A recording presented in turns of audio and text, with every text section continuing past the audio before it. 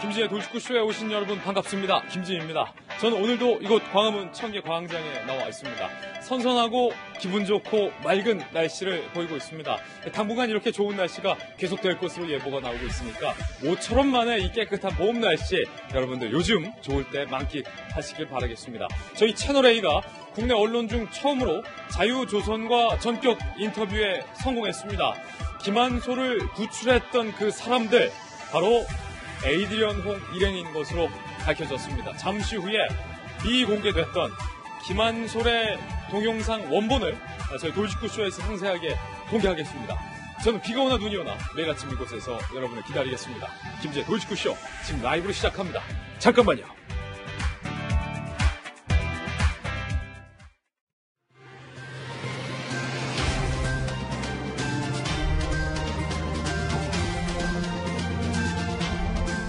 신문 읽어주는 남자입니다. 김한솔을 구출한 사람들, 과연 누가 김한솔을 그 죽음의 광기에서, 피 어린 광기에서 김한솔과 여동생과 어머니를 구출해냈을까? 전 세계가 궁금했습니다. 그 정체는 바로 스페인 북한 대사관을 습격했던 에이드리언 홍 일행인 것으로 저희 채널의 취재 결과 확인됐습니다. 잠시 후에 그 상세한 이야기 다뤄보겠습니다. 동아일보입니다. 동아일보는 오늘 민노총에 연이은 폭력 불법 시위에 대해서 대서특필하고 있습니다. 동아일보 취재 결과 지지난달이죠. 국회의 담벼락을 무너뜨렸던 민노총의 폭력적 행동 그 이면에 민노총 내부 문건이 있었던 것으로 확인이 됐습니다. 그 문건에는 밧줄이 필요하다라면서 국회의 담장, 국회의 울타리를 계획적으로 훼손하려던 정황이 상세히 드러나 있는 것으로 확인이 됐습니다. 국회 난입기획 민노총 6명에 대해서 영장이 청구됐습니다. 다음 신문입니다. 이번엔 조선일보입니다.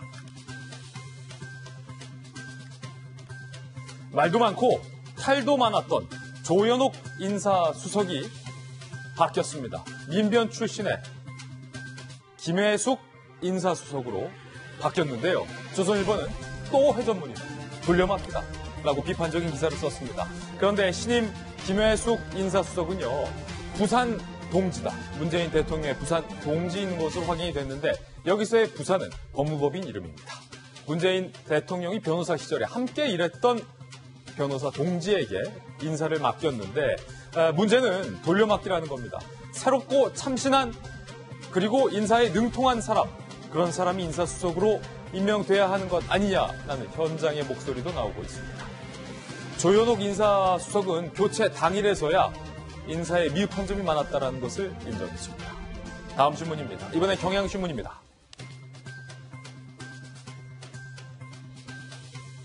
강효상 의원에게 한미 정상의 통화 내용을 발설한 외교관이 이렇게 얘기를 했습니다. 강효상 의원이 나와의 전화통화 내용을 굴욕 외교로 왜곡할 줄은 상상도 못했다. 참고하겠다고 말해서 내가 단순히 통화 내용을 전했을 뿐이다. 라고 밝혔습니다.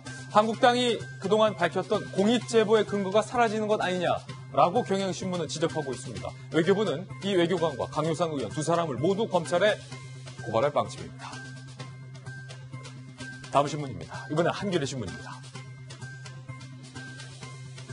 정치권에서는 서훈과 양정철 이 두 사람의 의문스러운 만남에 대한 후폭풍이 오늘도 거셉니다. 도대체 총선이 1년도 안 남은 이 시점에 이 두 사람이 왜 만난 건지 이유를 밝혀라. 한국당이 목청을 키우고 있습니다. 국정원까지 찾아갔습니다. 황교안 대표는 지금은 우리가 헤어져야 할 시간, 만나선 안 될 시간이다 라고 비꼬았고요. 나경원 원내대표는요. 국정원이 대놓고 선거에 개입한 것 아니냐라고 목소리를 높였습니다.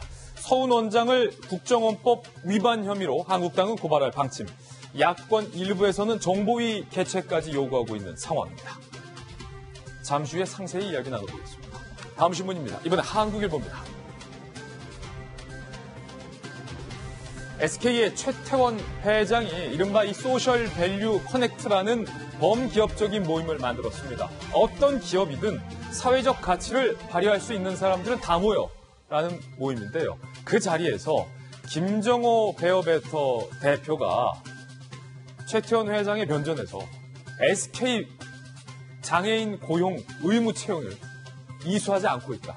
SK부터 장애인 고용 의무를 지켜라 라고 이른바 돌직구, 날선 돌직구를 날렸습니다. 그러자 이 말을 다 듣고 있던 최태원 SK그룹 회장이 좀 당황했지만 옳으신 말씀입니다. 당장 반영하겠다라고 밝혔다는데 잠시 후 오늘의 하프에서 이 이야기도 다뤄보겠습니다.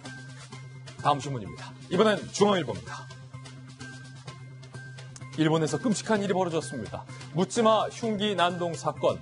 초등학생 1명이 목숨을 잃었고 총 18명이 사망을 하거나 부상을 당했는데 그중에 17명이 피해자들이 초등학생이었습니다. 이 50대 남성 도대체 왜 초등학생들을 상대로 흉기를 휘둘렀던 걸까요? 잠시 후 오늘 하프에서 상세히 이야기 나눠보겠습니다.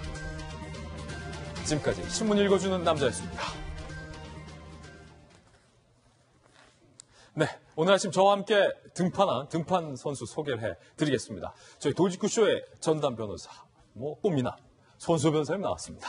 그리고 수요일은 여러분들 특별히 만날 수 있는 그 시간입니다. 바로 수요일 돌직구는 현역 매치. 두 분 오늘도 모셨는데요. 민주당의 마이웨이 조 선생, 나는 내 길을 간다. 소신의 아이콘 조홍천 의원 모셨습니다. 그리고 한국당의 그 공기 좋은 속초와 양양을 대표하는 우리 또 이양수 의원님 모셨습니다. 오늘도 현역 매치 두 분 기대할게요. 감사합니다. 네. 그리고 채널A의 베테랑 현장 기자 박소영 기자와 돌직구쇼의 시그니처 김배영 박사님 나왔습니다. 어서 오세요. 네. 오늘 함께 살펴볼 세 가지 키워드도 공개를 하겠습니다. 먼저 첫 번째 키워드는요. 자유조선과 저희 채널A가 국내 언론 중 처음으로 인터뷰를 했습니다. 그리고 두 번째 키워드는요. 잘 몰라서 황교안 대표가 사과를 했습니다. 부처님 오신 날에 합장은 안 했다 라는 논란과 관련해서 결국 사과를 했는데 뭐라고 했는지 잠시 후 들어보겠습니다. 그 이외에도 국회 소식 많이 준비되어 있습니다. 그리고 세 번째 키워드는 양현석 대표의 사진과 함께 위기의 YG. 오늘도 YG 양현석 대표의 이른바 성접대 의혹 파문이 끊이지 않고 있습니다. 잠시 후에 하나하나 상세히 이야기 나눠보겠습니다. 돌직구쇼 오늘 탑뉴스로 시작합니다.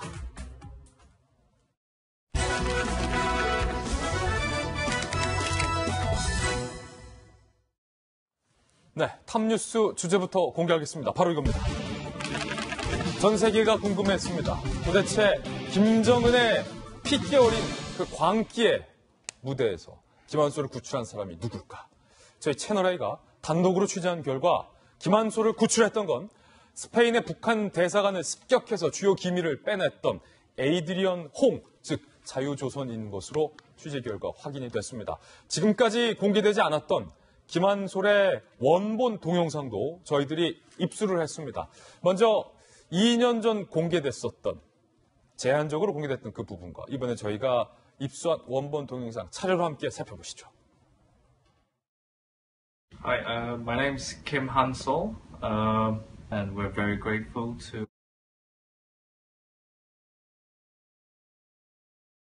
Hi, my name's Kim Han-sol. We're very grateful to Adrian for his help, Adrian and his team for his help, and here's my passport. 김한솔이 여권까지 보여주면서 2년 전 동영상에서 공개하지 않았던 그 이름이 바로 에이드리언 홍과 그 일행에게 감사한다라는 발언이었습니다. 김한솔이 에이드리언 홍에게 구출된 직후에 감사했던 이유는 그렇습니다. 에이드리언 홍 일행이 김한솔을 구출했기 때문입니다. 자유조선의 이야기 살펴보시죠. 국제적 규모와 실력을 갖춘 우리 조직이어서 김한솔의 다급한 구원 요청이 가장 먼저 우리에게 전달될 수 있었다라고 저희 채널A와 아마 전 세계 언론 중엔 처음으로 이렇게 정식으로 인터뷰를 하는 것 같은데, 박소영 기자, 사실은 김정남, 김정은의 이복형을 김정은이 죽일 때 자유조선이라는 단체가 있는 줄 전 세계는 모르고 있었는데, 김한솔 측이 구조 요청을 그때 당시 구철마 민방위 에이드리언 홍 일행에게 요청 SOS를 보낸 거죠. 네, 그렇습니다. 지금 자유조선 얘기에 따르면 김한솔 측에서 먼저 도움을 요청해 왔다 이렇게 얘기를 하고 있는데요. 지금 김정남과 자유조선, 그러니까 자유조선 얘기에 따르면 김정남과는 직접 만난 적이 없다 이렇게 얘기를 하고 있어요. 그렇다면 어떻게 김한솔과 이 자유조선이 연결이 됐을까? 아마도 그 김정남을 잘 아는 지인이 자유조선과 연결을 해줬을 가능성이 거론이 되고요. 아니면 김한솔이 자유조선 얘기를 어떻게 듣고 아마 다크웹, 그다음에 뭐 딥웹 이런 거 일반적으로 잘 검색이 되지 않고 쓰지 않는 굉장히 보안이 철저한 그런 웹을 통해서 아마 접촉을 한 게 아닌가 이런 추정을 해볼 수 있을 것 같습니다. 위기를 느꼈던 김한솔과 이 에이드리언 홍 일행이 표면 위로는 드러나지 않는 어떤 그 비밀 통신 장치를 통해서 서로의 긴박한 상황에 대한 이야기를 주고받았을 가능성이 크다. 네, 그랬을 것으로 추정이 되고 있습니다. 지금 저희가 이제 얘기에 따르면 그렇게 추정을 해보는데요. 그럼 과연 이제 연락이 닿은 후에 어떻게 움직였을까를 추정을 해보면 일단 에이드리언 홍이 마카오를 이제 가서 이제 김한솔을 데려오기 위해서 노력을 했던 것으로 보이는데요. 자유조선 당시에 전신인 그 천리마 민방위였죠. 네. 천리마 민방위가 당시에 김한솔의 동영상을 공개할 때 이런 얘기를 했습니다. 네덜란드 정부, 중국 정부, 미국 정부에 감사한다. 이런 얘기를 했습니다. 이걸 추정을 해서 어떻게 경로가 될까를 추정을 해보면 일단 중국 정부, 마카오가 중국이잖아요. 예. 중국 정부 그리고 네덜란드 정부를 언급한 것을 보면 마카오를 나와서 네덜란드를 경유한 것이 아닌가. 그리고 미국 정부 그리고 나서 와서 미국에 정착한 것이 아닌가 이렇게 추정을 해볼 수 있고요. 그리고 실제로 이 에이드리안 홍을 작년 6월에 만났다고 하는 지인의 얘기에 따르면 이 지인에게 에이드리안 홍이 실제로 싱가포르를 거쳐서 네덜란드를 거쳐서 미국으로 왔다. 내가 그렇게 김한솔을 데려왔다라고 얘기를 했다고 합니다. 예, 사실은 이 자유조선 베일에 닫혀 있는 가려져 있는 단체이고 북한의 김정은이 가장 제거하고 싶은 제1의 단체가 아마 이 자유조선일 겁니다. 평양에도 자유조선이 거점을 두고 있다. 저희 채널A가 이미 보도를 해드린 바와 같은데 그 상황에서 저희 채널A와 인터뷰를 해준 자유조선에게 다시 한번 감사의 말씀을 전합니다. 김병민 박사님. 네. 그 긴박했던 순간에 김한솔을 구출했던 에이드리언 홍이 그런데 지금은 쫓기고 있잖아요. 왜냐하면 스페인의 북한 대사관을 습격해서 주요 기밀을 빼내서 미국의 정보 당국에게 넘겼던 인물도 바로 에이드리언 홍 아닙니까? 네, 그래서 같이 함께 활동하고 있는 크리스토퍼 안이라고 하는 인물이 있는데 이 사람은 이미 체포가 되어 있는 상황이고 지금 김한솔을 구출하는 과정에서도 에이드리언 홍이 제대로 된 역할을 했지만 실제 또 투입됐던 건 크리스토퍼 안으로 볼 수 있습니다. 지금 얘기가 나오고 있는 것처럼 꽤 오랜 시간이 지나서 지금 김한솔을 구출했던 인물들에 대한 얘기를 하는 이유는 바로 김한솔에 대한 신변의 안전에 일단 문제가 없다라는 판단이 든 것 같고요. 두 번째로는 자유조선이 이와 같은 활동들을 통해서 북한의 절대적인 문제들을 극복하기 위한 이런 노력들을 하고 있는 것들을 전 세계에 좀 알리고자 함이 아닌가라는 생각이 드는 겁니다. 네. 바로 스페인 대사관에 습격해서 가지고 나온 정보를 바탕으로 미국 FBI에 넘긴 것 아니냐라고 하는 추정되는 내용들 때문에 북한이 강력하게 반발하고 나섰고 미국 입장에서는 우리가 바로 스페인 대사관 습격의 내부의 배후자로 있는 것이 아니다라는 부분들을 조금 더 강조하기 위해서 이 지금 있게 되는 에이드리언 홍에 대해서도 체포 영장을 발부받아서 추적에 나서고 있다는 건데요. 네. 지금 이 자유조선 입장에 따르면 자칫 잘못 신변의 위협이 생길 경우에 북한이 원하고 있는 것처럼 북으로 송환이 되게 된다거나 아니면 신원이 노출되게 됐을 경우에 그동안 여러 차례 암살 등의 끔찍한 일들이 있었던 것처럼 이런 일들을 막기 위해서 보다 구체적인 그동안의 상황, 저간의 내용들을 채널A를 통해서 알리게 된 것이 아닌가 생각이 됩니다. 한 가지 이해가 안 되는 게 이양수 의원님. 네. 지금 에이드리언 홍을 비롯한 자유조선의 핵심 인물들은 이복형을 죽인 김정은의 암살 위협에 지금 처해 있다. 네. 그런데 김한솔은 미국이 뒤에서 돕고 있다. 그런데 왜 미국 정보 당국은 에이드리언 홍을 체포하려고 쫓고 있나? 이해가 안 된다는 거예요? 지금 죄송합니다. 지금 진행되고 있는 북미 협상에 이런 문제들이 악영향을 주지 않게 하기 위해서 미국 정부가 우선은 에이드리언 홍에 대해서 수사를 하는 식으로 이렇게 지금 접근을 하고 있는 것 같고요. 일종의 어떤 그런 제스처다. 제스처라고 저는 보여집니다. 왜냐하면 이렇게 그 수사를 하고 그 다음에 뒤쫓고 이런 모양새를 띠는 것이 북한 정권을 안심시키고 북한 정권의 우호적인 신호를 보내는 거기 때문에 그렇게 보여지고요. 실제로는 오히려 미국에서는 에이드리언 홍이라든지 이런 분들을 오히려 좀 보호하고 있는 거 아닌가 하는 생각이 들어요. 예. 그래서 이런 정치적인 사건이기 때문에 아무래도 미국이 정치적으로 행동을 하는 건 아닌가 이런 생각이 듭니다.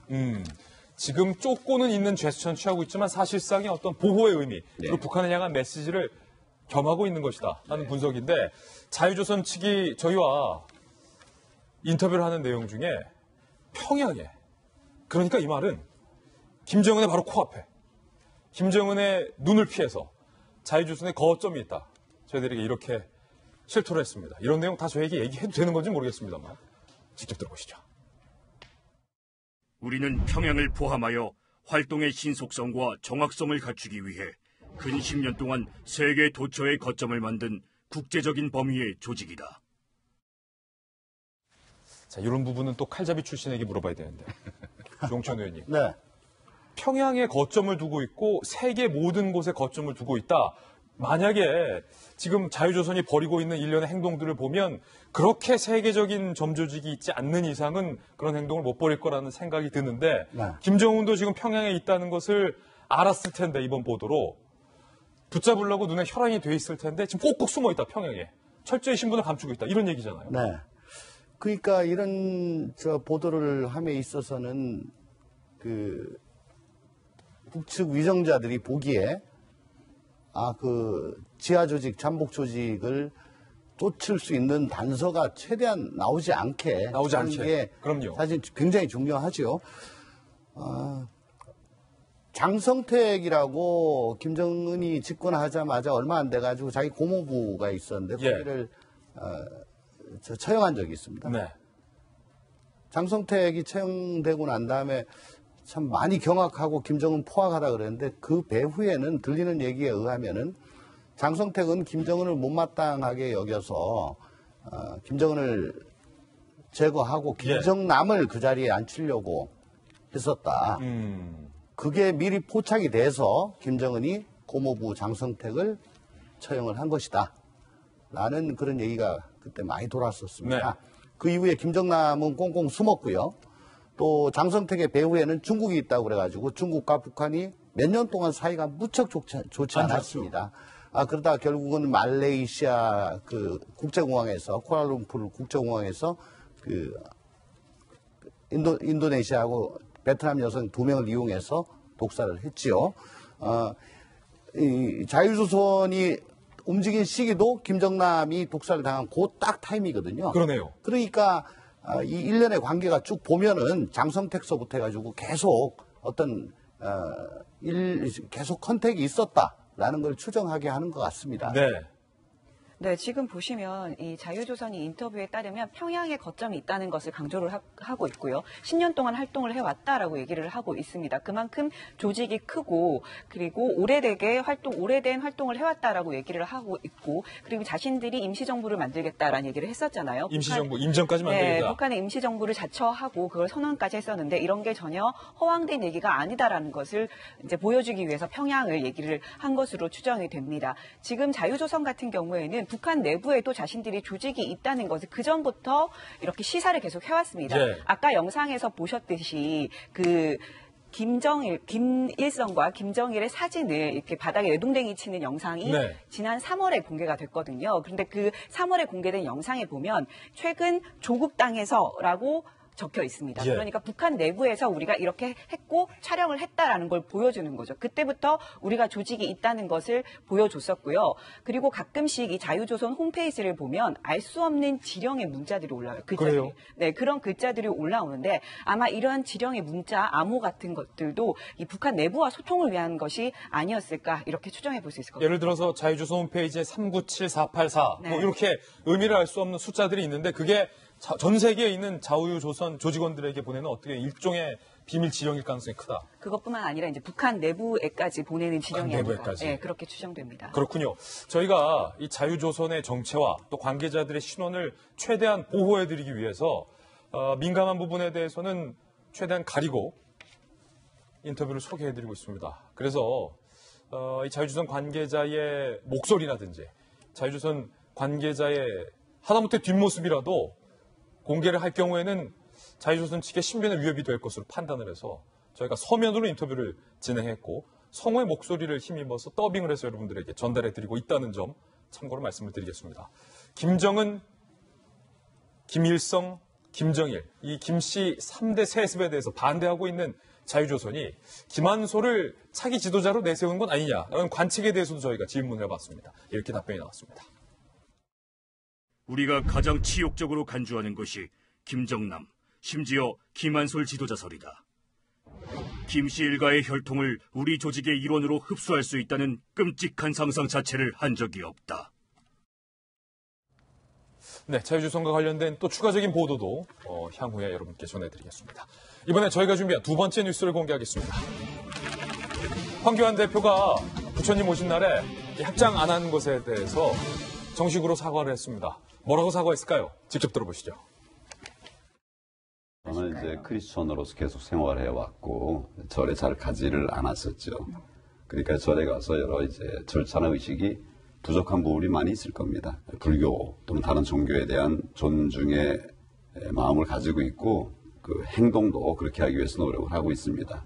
그런데 제가 미숙해서 잘 몰라서 다른 종교에 대해서 이해가 부족해서 부족한 부분이 있었다고 하면 정말 그 불교계면 불교계 사과의 말씀을 드리고 앞으로 잘 그런 부분도 좀 배우고 익히도록 그렇게 하겠습니다. 이해가 부족한 부분이 있었다면서 이 황 대표가 공식적으로 사과를 한 건데 그러자 이제 민경욱 의원이 사진을 공개했어요. 그날 사실 합장만 지금 머뭇거려서 논란이 됐는데 같은 날에 이렇게 스님에게 약간 이 합장 모으신 손 그 포즈가 좀 어색하지만 합장도 나름 했고 그리고 이 불교의 예법을 따라서 이제 절까지 딱 불교의 예법에 맞춰서 사실은 절까지 했다라고 당일에 있었던 이 비하인드 사진까지 지금 공개를 했습니다. 이양수 의원님, 네. 황교안 대표 입장에서는 아니 내가 합장도 했고 사실은 절도 했는데 그 처음에 공개가 됐었던 영상에서 네. 좀 머뭇머뭇해서 안 했던 것이 이렇게 일파만파 논란이 커질 줄은 몰랐었던 것 같아요. 예, 제가 보기에도 본인이 논란이 이렇게 커질 줄은 몰랐었던 것 같아요. 네. 왜냐하면은 정치인들은 표를 먹고 살기 때문에 국민 눈높이에 맞는 행동이나 제스처 그런 것들을 해줘야 되거든요. 그런데 사실 저 보도가 맨 처음 나가서 황교안 당대표가 합장을 하지 않았다고 많은 이제 언론에서 그리고 또 불교계에서 지탄이 있고 많은 노스님들이 저한테도 좀 아시는 분들이 전화를 해서 예. 황 대표 왜 저 합장 안 하냐 불교 무시하냐 이 의원 그 황 대표한테 좀 메시지 좀 전달해라. 네, 전달해라 이제 얘기하시더라고요. 예. 그래서 제가 그분들께 이렇게 말씀드렸습니다. 다음부터는 반드시 합장도 하시고 불교 예법에 따라 하실 겁니다. 처음이시라서 아마 모르셔서 그랬지 알고도 그러시지는 않았을 겁니다. 그런데 실제로 황교안 당대표를 제가 옆에서 지켜보니까 되게 솔직하고 진솔하고요. 그리고 융통성이 상당히 좀 있으세요. 그래서 아주 뭐 스티프하고 완고하고 고집스러운 그런 분이 아니기 때문에 어느 종교 분들도 다 포용해야 되는 게 어떻게 보면 정치인의 숙명이고 또 유권자들이 많이 계신데 그분들의 니즈를 요구를 하나하나 다 들여드리는 게 정치인의 숙명인데 그것을 거부할 일은 없으실 거고 특히 본인이 그 신실한 그 기독교에 대한 믿음을 가지고 있기 때문에 불교라든지 다른 종교에 대해서도 굉장히 존중해야 된다는 그런 종교인으로서 제대로 된 자세를 가지고 있는 분이기 때문에 다음부터는 아마 제대로 예법에 따라서 인사하시리라고 믿습니다. 예, 조홍천 의원님. 저는 조금 다른 말씀을 좀 드릴까 싶은데요. 네. 황교안 대표께서 자유한국당 대표로 취임하시고 그 직후에 조계사를 인사차 방문을 하셨습니다. 그때 총무원장 스님인가요? 합장을 하고 반배를 한 사진이 언론에 나왔습니다. 그 장면에 대해서 기독교계에서 네. 많은 비난이 일었던 걸 저는 본 적이 있습니다. 거기에 대한 반작용으로 이번 은혜사 법요식에서 합장을 좀 꺼려했던 건 아닌가 하는 그런 생각을 합니다. 네. 그러니까 결국은 이렇게 하는 것이 더 표에 도움이 된다라는 생각을 하셨을 것 같아요. 저 요사체에서 큰 스님한테 절하고 또 합장하고 하는 거는 그건 비공식적인 거고요. 중요한 것은 봉축 법요식이라는 공식적인 행사죠. 그게 석가탄신일을 맞이하는 그 공식적인 세레모니인데 거기서 가장 중요한 그 예법을 따라하지 않았다는 것, 그거는 명백한 팩트고요. 그 이후에 요사체에서 개인적으로 인사를 했다는 건 또 딴 문제고요. 그래서 결국은 우리나라는 참 종교 간의 분쟁이 거의 없이 잘 유지되고 있는 그런 나라입니다. 유일하게 종교 간 갈등이 다른 갈등보다 적은 나라인데 그동안에 많은 정치 지도자들이 다른 종교에 대해서 배려를 했죠. 그리고 국가공무원법에도 보면은 종교에 따른 차별 없이 직무를 수행해야 된다는 그런 국가공무원법 조항도 있습니다. 결국은 다른 종교를 얼마나 배려하는 마음이 있느냐가 중요한 것 같습니다. 예, 황교안 대표가 사과를 하면서 다음부터는 잘하겠다라고 밝혔는데요. 또 다른 이야기를 꺼내들었습니다. 영부인이 악수를 패싱한 것에 대해서 어떤 심경이었냐라는 질문에 대해서 과연 뭐라고 답했을까요? 지난번 이제 광주에서 5.18 기념식장에서 김정숙 여사가 그냥 지나쳐 가서 좀 논란이 되었잖아요. 그때 대표님 좀 서운하셨습니까? 보신 분들이 다 평가를 하실 것 같아요. 저는 제 속마음을 잘 안 드러내는 사람입니다. 지금도 그렇게 하겠습니다. 아니, 이양수 의원님, 저 기분 나쁘다는 겁니까? 아니면 괜찮다는 겁니까? 글쎄요, 뭐 기분이 좋았을 리는 없으시겠죠. 그런데 또 그렇다고 해서 영부인께서 본인이 잘 모르고 대통령 따라가다가 보니까 좀 늦어서 이렇게 했다고 청와대에서 얘기까지 했는데 그것을 또 비난하기는 당대표로서 입장이 난처하겠죠. 예. 사실은 시간이 없어서 황 대표한테 악수를 건네지 못했다라고 하는 청와대의 그런 이야기는 조금 궁색한 면이 있습니다. 그게 뭐 악수 한 번 하는데 평균 1.2초가 걸린다고 그래요. 그래서 1.2초 때문에 그랬다는 것은 좀 아니고 아무래도 여러 가지 기류가 청와대와 문재인 대통령의 기류가 황교안 대표에 대해서 어떤 기류가 흐르고 있는지를 김정숙 여사의 태도에 대해서 저희가 읽을 수 있는 거죠. 그래서 저는 김정숙 여사께서 영부인께서 악수를 패싱한 거 이게 중요한 게 아니고 그 뒤에 깔려있는 문재인 대통령과 청와대가 제1야당을 어떤 식으로 바라보고 있는지 그리고 제1야당 당대표한테 어떻게 견해를 가지고 있는지 이게 중요하다고 보는데 지금 청와대의 태도를 보면 제1야당 한국당은 적폐의 대상이고 청산해야 될 대상으로밖에 보고 있는 것 같지 않아요? 예. 정말 협상 파트너이고 한 나라가 양쪽의 날개로 날아야 되는데 한쪽 날개다라고 하는 존중감을 가지고서 접근해야 되는데 그렇지 않은 생각을 가지고 그렇지 않은 정책을 피고 그렇지 않은 태도를 보이기 때문에 저러한 일이 벌어진 거 아닌가 하는 생각으로서 국회의원으로 한 사람은 좀 가슴 답답한 일이고 국민 여러분들께서 그런 것들을 염려하고 계신 거 아닌가 하는 생각이 듭니다. 예, 아마 영부인도 다음부터는 황교안 대표처럼 악수를 하지 않을까, 두 분 다 다음부터는 잘하지 않을까라는 생각이 듭니다. 이번엔 민주당으로 가보겠습니다. 한국외식업중앙회장이 공개석상에서 이해찬 당대표에게 내가 지난 총선 때 말이야 돈도 쓰고 사람도 풀고 이렇게 대통령 당선을 위해서 민주당을 위해서 애썼는데 비례대표 하나 주시오라고 요구해서 논란이 되고 있습니다. 들어보시죠. 저는 우리 문재인 정부가 들어서기까지는 저도 많은 고생을 했습니다. 권선택 시장과 손에 손을 잡고 운동 실질적으로 했습니다. 또 지난번 통영 보선 때도 저희 단체같이 단결된 단체가 없을 겁니다. 내년 4월 13일에는 연동제가 법적으로 개정이 되면은 비례대표는 당연히 우리 이해찬 충남 출신 대표님께서 한 자리를 주셔야 합니다. 지난번 대통령 선거 때도 20만 명 진성 당원을 만들어서 5대 1단지에 1억을 들여서 우리는 지지 성명한 바도 있습니다. 저희는 이 당에 대해서 결코 버림받을 수 없습니다. 우리도 표가 있습니다. 우리가 어떤 정권 교체를 해서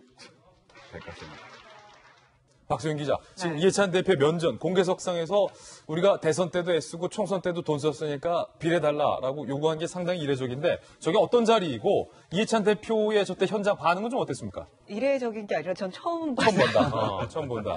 네, 공개적으로 저런 얘기하는 건 처음 봤는데 일단 저 자리가 어떤 자리였냐 하면 여당과 이 자영업자들이 이 자영업자들의 애로사항을 좀 듣고 어떻게 하면 좋을지를 좀 정책을 좀 논의해보겠다라고 해서 마련한 자리였습니다. 저런 자리에서는 보통 우리가 뭐 때문에 힘들다 이런 점을 좀 개선해달라라는 건의를 여당에게 하고 그런 건의가 어떻게 하겠다라고 여당이 이제 화답을 하는 형식인데 저 자리에서 저런 얘기가 나온 거죠. 보시는 것처럼 이해찬 대표 굉장히 아예 밑을 쳐다보고 굳은 표정으로 대꾸도 하지 않는 것을 볼 수 있는데요. 아까 영상에서요? 네, 그렇습니다. 재결창균 회장이 저런 얘기를 하자마자 그 회의는 바로 비공개 회의로 전환이 됐습니다. 갑자기 저 얘기 나오니까 비공개로. 네, 비공개로 전환되고 기자들에게 다 나가라, 카메라도 다 치우고 이제 얘기를 시작했는데 이해찬 대표가 굉장히 불쾌했다고 해요. 그러면서 비례대표를 그렇게 요구하는 거 말이 안 된다라고 딱 잘라 얘기를 했다고 합니다. 자, 어제 같은 경우에는 이 재갈창균 회장이 어떤 사람이길래 이런 얘기를 했을까 좀 궁금하실 것 같은데 이 재갈창균 회장은 현재 한국외식업중앙회장을 맡고 있습니다. 그리고 직능경제인단체 총연합회 회장도 맡고 있는데요. 전남 신안 출신이고 이 대전에서 굉장히 큰 고깃집과 중국집 등 음식점을 가지고 운영을 하고 있는 것으로 알려졌습니다. 민주당과 꽤 깊은 관계를 맺어왔던 것으로 보이는데요. 가장 최근에는 지난 전당대회 그러니까 당대표 이해찬 대표를 뽑은 그 전당대회에서 이 김진표 후보를 지지하는 모습을 확인할 수 있었습니다. 네. 예. 그러니까 김병현 박사님 전당대회 때 김진표 후보 지지해놓고서 이제 와서 나한테 공천 달라고 하니까 이해찬 대표 입장에서는 기분 나쁘죠. 물론 있어서도 안 될 일이지만. 아까 민주당 대통령 당선 위해서 이렇게 노력했고 보궐선거에서 이렇게 노력했고 여러 선거를 얘기했는데요. 전당대회 얘기를 빼놓으셨어요. 예. 내가 전당대회에서 김진표 후보 당선을 위해서 이렇게 노력했다라는 얘기를 했으면 아마 이해찬 대표 안 밀고 분위기가 굉장히 좀 어색했을 것 같다는 생각이 드는데요. 네. 요식업회 회장을 하면서 조금 전에 얘기했던 것처럼 직능경제인단체 총연합회라고 하는 조직을 함께 회장직을 맡고 있는데 당시 전당대회에서 김진표 후보를 강력하게 미는 모습들이 언론을 통해서 공개된 바가 있었습니다. 저희가 알고 있을 정도면 이해찬 대표가 모르지 않았을 거다라는 생각이 드는 대목이고요. 정무적인 판단이 중요한데 일단 그런 정무적 판단에 대해서 조금 떨어지는 것이 아니냐가 첫 번째 지적. 두 번째는 이렇게 우리가 표를 많이 가지고 있다고 실질적으로 정당에서 비례대표를 달라고 요구하는 것 자체가 특히나 비례대표 자리를 원하면서 과거에 돈과 조직을 동원해서 선거를 도왔다면 이것은 선거법 위반으로도 볼 수 있는 거거든요. 선거법 위반. 당연히 이렇게 나오다 보니까 지금 조금 전에 연동형 비례대표제까지 꺼냈다는 겁니다. 한국당이 어떻게 나왔냐면 바로 이런 방식으로 하려고 비례대표 하는 거냐. 우리 당의 당론은 역시 비례대표 아예 없애겠다는 건데 바로 이런 것 때문에 그렇다라고 얘기를 하는 것이고요. 마지막 한마디는 외식업 회장 아니겠습니까? 예. 더불어민주당을 만나서 실질적인 문제사항들을 논의할 때 지금 최저임금 때문에 가장 자영업자들이 힘든 사람 중에 하나가 바로 이 외식업에 종사하고 있는 자영업자들입니다. 그런 목소리를 담아내서 현 정부에게 가장 쓴소리를 내뱉어도 부족함이 없는 상황에서 이 비례대표를 요구했다는 것은 정말 있을 수 없는 얘기겠죠. 일단은 어제 저 현장에서 이해찬 대표께서 잘 끊었어요. 잘했어요, 대응을.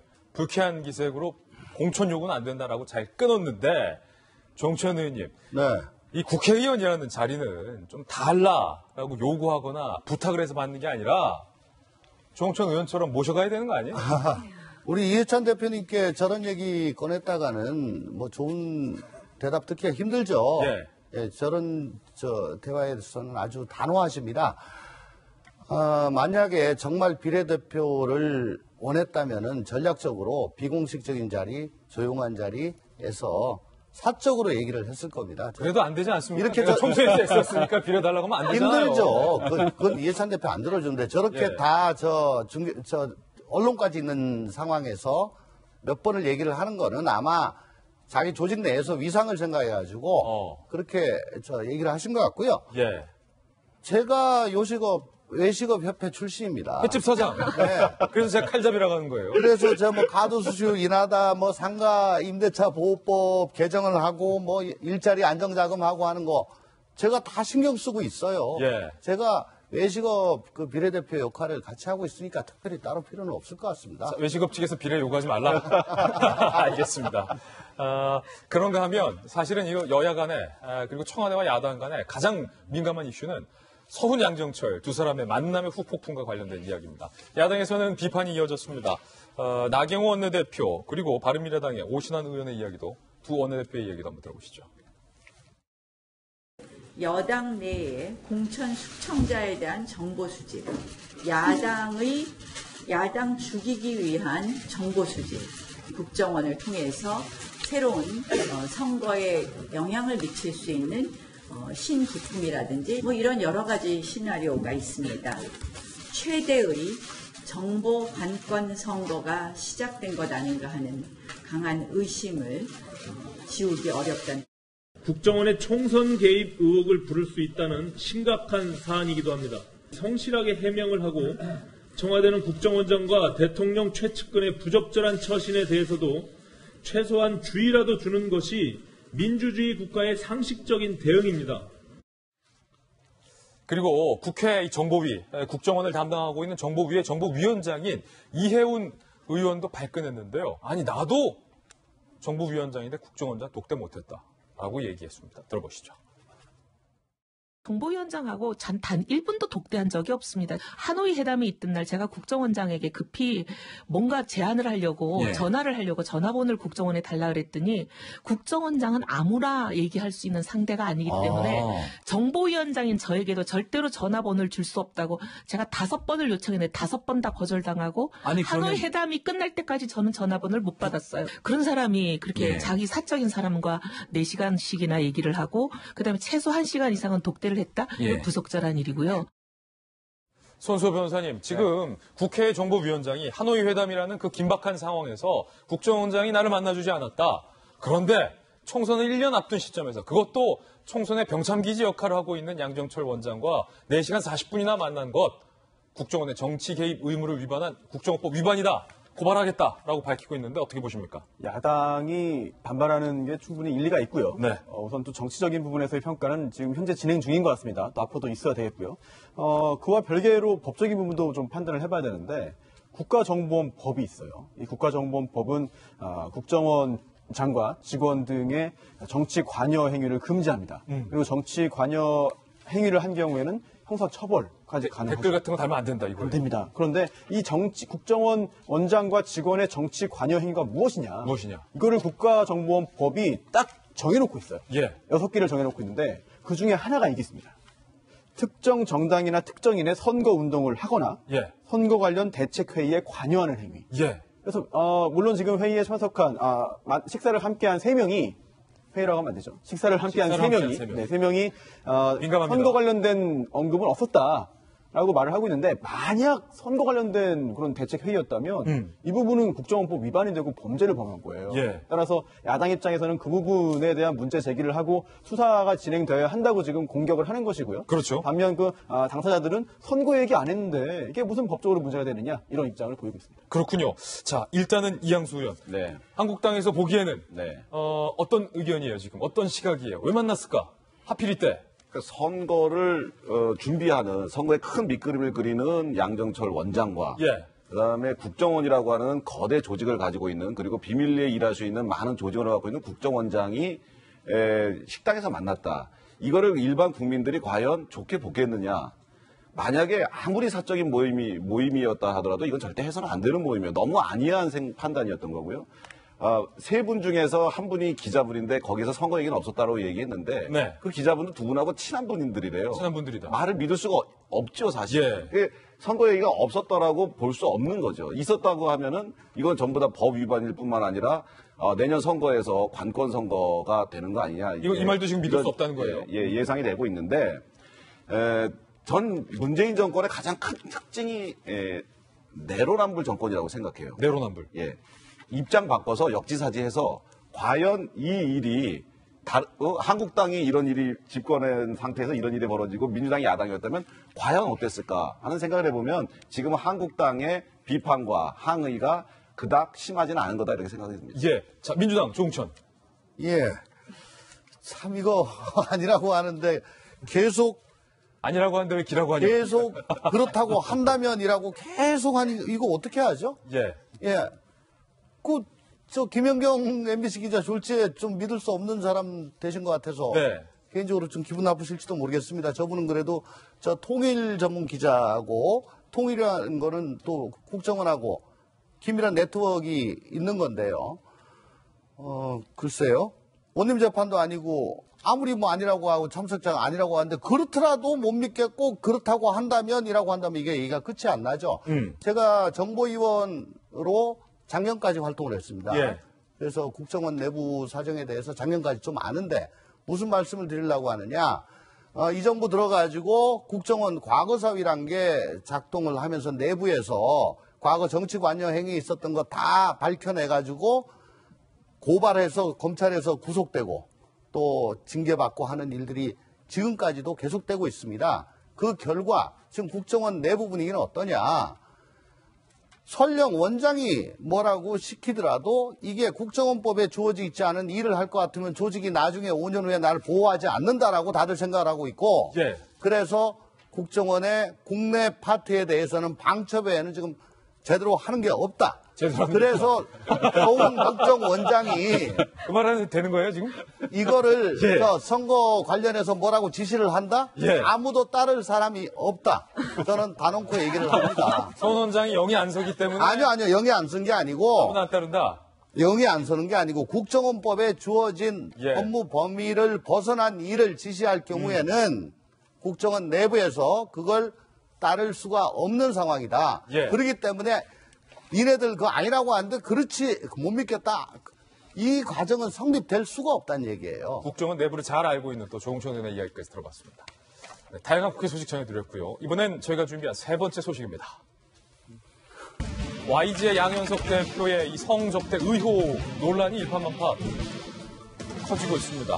특히 그날 그 자리 YG가 재력가들을 이른바 접대했다던 그 자리에 이 재력가들이 참석했던 여성들에게 이 샤넬백을 하나씩 줬다라는 제목까지 나왔습니다. 아시다시피 샤넬백 한두 푼이 아닌데요. 어떤 일이 있었던 걸까요? 양현석 성접대 의혹을 제기한 MBC 기자. 재력가가 그 자리에서 여성 전원에게 500만 원대 샤넬 가방을 직접 나눠주고 고맙다고 했다. 이 샤넬을 직접 나눠주고 고맙다고 했다. 이렇게 얘기를 했어요. 참석 여성 25명 중 일부는 성매매를 위한 장소로 이동을 했다. 전용기를 타고 유럽으로 간 여성도 있었다라고 얘기를 했습니다. 박소윤 기자. 이게 지금 그날 그 자리에는 여성이 25명 있었다라고 지금 의혹을 제기했는데 샤넬백 한 개가 500만 원이라면 25개면 이게 얼마입니까? 이게 억이 넘죠. 엄청나네요. 네, 1억 2,500만 원 싸게 잡아도 저렴하게 잡아도 그 정도의 돈을 이 여성들에게 선물로 준 건데요. 그러면서 고맙다라고 얘기를 했어요. 누가 누구한테 고마운지 지금 누가 누구한테 고마운 거냐? 네, 그 정도면 이해가 잘 안 되는데 어쨌든 이날 이제 성접대가 있었다고 하는 날 보시면 이 식사 자리와 그리고 강남 클럽에서의 자리 두 개가 있죠. 이 자리에 이제 동남아 재력가 남성 2명이 이제 참석을 하게 되고요. 이 여성들이 25명이 있었다라고 지금 목격자는 얘기를 하고 있습니다. 이 25명 중에 일부는 그 접대를 위해서 동원이 됐던 여성들이고, 그다음에 뭐 유흥업소 측 여성들이고, 일부는 뭐 일반인 여성들도 초대가 됐다 이렇게 얘기를 하고 있거든요. 일반인 여성들도 있었다. 네, 그렇게 합쳐서 25명이라고 얘기를 했는데 이 25명 중에는 황하나 씨도 있었습니다. 이 황하나 씨가 일반인으로서 여기에 참석을 했다라고 증언이 나오고 있고요. 그렇다면 이 황하나 씨도 이 가방을 받지 않았을까 그렇게 추정해 볼 수 있을 것 같습니다. 그렇군요. 김도현 박사님. 그러니까 분명한 건 이거 25명 전원이 다 받았는지 아닌지 여부는 아직 확실치가 않고 장소가 두 개인데 처음에 만났던 자리와 그리고 뭐 성매매가 이루어졌다라는 의혹이 제기된 두 번째 장소. 이 두 번째 장소 중 어떤 장소에서 이른바 샤넬백이 증정된 것인지에 대한 여부도 아직까지는 좀 불투명한 거예요. 그러니까 이게 성접대에 대한 대가성인지 아닌지는 아직은 불분명하다라는 얘기죠. 근데 저 동남아시아 재력가들 입장에서는 저는 샤넬백 아무것도 아닌 것 같아요. 그래요? 하나에 500만 원인데요? 지금 태국과 말레이시아의 재력가라고 알려져 있는데 그 말레이시아의 재력가는 조 로우라고 하는 우리 과거에 돌직구쇼에서 한번 얘기를 했던 인물이에요. 그러니까 저는 너무나 놀라웠던 게 과거 말레이시아 국부펀드에서 문제가 한번 있었어 갖고 거기에 대해서 한 재력가가 린제이 로안을 만나서 선물을 주고 미란다 콜을 만나서 엄청난 선물을 주고 레오나르도 디카프리오를 만나서 피카소 선물을 주고 나서 한 번 전 세계가 발칵 뒤집혀졌는데 그리고 나서 문제가 있었던 그 인물, 그 조로우가 바로 이 사람이라는 거예요. 그 말레이시아에서 국부펀드 스캔들 당시에 헐리우드 유명 연예인들을 만났던 그 사람이 YG를 만났다. 그러니까 그 당시에 이게 아마 14년도가 꽤 오래전 얘기로 볼 수 있는데요. 그 당시에 전 세계를 돌아다니면서 사실 그런 사람들을 만나면서 본인의 재력을 과시하고 다녔던 그때였던 것 같은데 전용기를 타고 왔다는 거지 않습니까? 지금 여기에는 우리 일반적인 여성들도 들어가 있는 것 같고 그 정마담이라고 하는 사람을 통해서 유흥업소 여성들도 같이 있는 것 같은데 정마담? 예, 이러한 관계들을 통해서 조금 더 깊이 관계를 맺고 난 다음에는 본인 전용기를 타고 유럽까지 같이 건너갔다는 거예요. 네. 그러니까 이 안에서 도대체 무슨 일들이 벌어졌는지를 우리가 상상하기 어려운 측면들이 있는 거고 여기에 가장 핵심적인 것은 성매매가로 있었을 것으로 성접대가 있었을 것으로 추정되는 과정에 과연 YJ 양현석 대표가 역할을 했는가 하신가에 대한 여부. 예. 지금 양현석 대표 입장에서는 본인은 굉장히 흥미로운 장소에서 참석만 했다라는 거거든요. 그러니까 이렇게 엄청난 사람이 오게 되는 과정에서 단순하게 한 번의 만남을 통해서 갔던 것인지 나이차도 양 대표랑은 한 10살 넘게 차이가 났다라고 보입니다. 우리가 지금 승리 씨 얘기에서 여기까지 오게 됐는데 승리 씨를 위대한 승칩이라고 막 사람들이 얘기했던 것처럼 이 실질적인 위대한 계칩의 원조가 바로 이 말레이시아 이 재벌 재력가라고 얘기를 하고 있는 건데 과연 이 버닝썬을 둘러싸고 있는 이 모종의 사건들이 국제적인 이슈로까지 비화되는 건 아닌지 굉장히 흥미진진한 대목이기도 한 것 같습니다. 예, 물론 이 아까 말씀하신 인물에 대해서도 조금 더 면밀하게 확인을 해야 할 사안이라는 거 덧붙이는데 손소 변호사님, 지금 중요한 이슈는 YJ 양현석 대표가 그 재력가들에게 이른바 성접대를 했느냐 안 했느냐 여부를 밝혀내는 게 만약에 수사당국이 수사를 한다고 했으니까 중요한 사안인데 단정할 수는 없습니다만 여러 가지 정황들이 있다. 첫 번째, 승리가 아니라고 부인했지만 이른바 성접대를 했던 패턴과 너무나도 닮아 있다. 그리고 무슨 이유에서인지 모르지만 이 재력가들이 워낙 돈이 많아도 500만 원 샤넬백은 작은 일이 아니거든요. 그거를 여성들에게 건넸다는 점이 좀 이상하다. 그 세 번째, 양현석 대표가 그 자리에 갔다라는 것은 현재 인정을 하고 있다. 네. 이 세 가지가 무엇을 말하고 있느냐를 밝혀내겠죠. 물론 수사가 진행된다면 그 수사를 통해서 사실관계를 확인해야겠죠. 지금은 이제 짐작 단계에 그칠 수밖에 없습니다. 하지만 양현석 대표가 이 성접대 사실이 없었다라고 부인을 하고 있지만 다른 목격자들이 있어요. 목격자라는 게 모든 제보자가 목격자는 아니에요. 다만 목격을 하고 그 목격한 사람이 제보했을 경우에는 상대적으로 그 이야기의 신뢰성이 높아질 수 있는 것인데요. 이러한 그 목격자가 있다는 점, 그리고 해당 그 언론 매체의 그 보도도 이런 그 목격자의 구체적인 이야기를 토대로 해서 사실관계를 확인한 후에 나온 보도거든요. 어설프게 보도할 수 없는 내용이기 때문에 철저한 조사와 확인을 거치지 않았을까 싶은 생각이 들고 또 이제 상당한 시간이 흘렀습니다. 그 후로. 따라서 여전히 그 당시에 현장에 있었거나 정확한 이야기들을 아는 많은 사람들 중에 여전히 그 양현석 대표의 어떤 조직에 속해서 함께 일을 하거나 어떤 통제를 받는 사람들도 있지만 그 사이에 그 통제에서 벗어난 사람들도 있을 거예요. 그런 사람들도 상당수가 있을 것이기 때문에 그 조사를 하고 또 만약 수사가 진행된다면 역시 다 이야기를 들을 거거든요. 또 만약 성매매 알선행위를 했다면 그건 범죄이기 때문에 당연히 수사를 해야 되는 것입니다. 앞으로 양현석 대표가 계속해서 부인을 하는 것으로 마무리될 수 있을 것인지 아니면 수사선상에 올라서 정말 실제로 경찰 또는 검찰에 나와서 조사를 받을 것인지 굉장히 궁금한 상황인 것 같습니다. 자, 그렇다면 여기서 정말 중요한 건 아닌데 그럼에도 불구하고 많은 분들이 궁금해하는 점도 한 가지 짚고 넘어가야 할 것 같은데요. 지금 남양유업 창립자의 외손녀인 황하나 씨가 좀 다양한 사건에서 언급이 되고 있다는 건데 이 자리에서 황하나 씨는 그럼 도대체 왜 갔다나 갔느냐는 겁니까? 왜 갔냐? 여러 가지 얘기가 있는데 지금 뭐 전체적으로 나오는 얘기는 이 동남아 재력가가 거의 영어를 쓰잖아요. 해외에서 온 사람들이다 보니까 영어를 좀 자연스럽게 할 수 있는 사람이 필요해서 일반인인 황하나 씨가 초대가 됐다 이렇게 얘기를 하고 있습니다. 이 황하나 씨가 굉장히 이 승리 씨 사건도 마찬가지고 이번 YG 접대 의혹도 마찬가지인데 계속 이 황하나 씨가 지금 나오고 있어요. 그런데 이 취재 기자가 취재를 시작하게 된 계기도 황하나 씨라고 합니다. 그게 무슨 얘기예요? 어떤 얘기냐면 이 사건을 추적하는 과정에서 황하나 씨가 SNS 활동을 굉장히 열심히 했잖아요. 그리고 실제로 인플루언서로도 활동을 많이 했습니다. 그런 과정에서 이 동남아 재력가의 SNS에 황 씨가 굉장히 이렇게 활발하게 활동하는 것을 보게 된 거죠. 그래서 둘이 친하구나라는 것을 알게가 됐는데 어떻게 그런 두 사람이 알게 됐지라고 추적을 하던 중에 2014년 이 성접대 의혹이 제기된 이 자리가 있었다는 것을 알게 됐고요. 그럼 이 말레이시아, 그러니까 동남아 재벌, 말레이시아가 아닌 동남아 재벌이 어떻게 여기 2014년에 오게 됐지를 조사를 하니까 바로 이 YG 사람들을 만났다. 이것을 또 알게 된 거죠. 그러면서 이렇게 이렇게 취재를 좀 더 할 수 있는 물꼬를 틀 수 있는 계기가 됐다고 합니다. 이 황 씨 같은 경우에는 영어를 워낙 잘하니까 왔다라고 하는데 실제로 황 씨 같은 경우에는 미국에서 유학을 했죠. 일부 보도에서는 황 씨가 미국에서 유학을 할 때 이 마약을 하는 문제 때문에 추방을 당했다 이런 보도도 있었습니다. 그렇군요. 그런가 하면 YG의 양현석 대표가 취재를 피하다가 예고편이 나가니까 간부를 통해 연락을 했다라는 얘기도 나왔습니다. 처음 YG 언론홍보부장의 양 대표 인터뷰를 하고 싶다고 말했지만 메시지를 읽지 않고 직접 찾아가도 답이 없었다. 그러면서 예고편이 방송되고 나니까 양 대표가 직접 MBC 간부를 통해서 연락해 왔다라고 해당 기자가 얘기를 하고 있는 그런 상황인데 이게 김배민 박사님 아무래도 이제 좀 기자가 취재할 때는 양현석 대표가 좀 불편하니까 좀 연락을 피했던 모양이죠. 네, 그러니까 기자의 직접 되는 질문에는 답을 하진 않았던 것 같고요. 간부를 통해서 연락이 왔다고 하는데 본인 입장은 어느 정도 정리를 한 것 같습니다. 일단은 그 자리에 있었다는 사실 자체는 부인하지 못하는 것 같고요. 목격자가 있기 때문에. 그리고 중간에 핵심적인 고리를 했던 정마담이라고 하는 인물들은 알고 있다는 겁니다.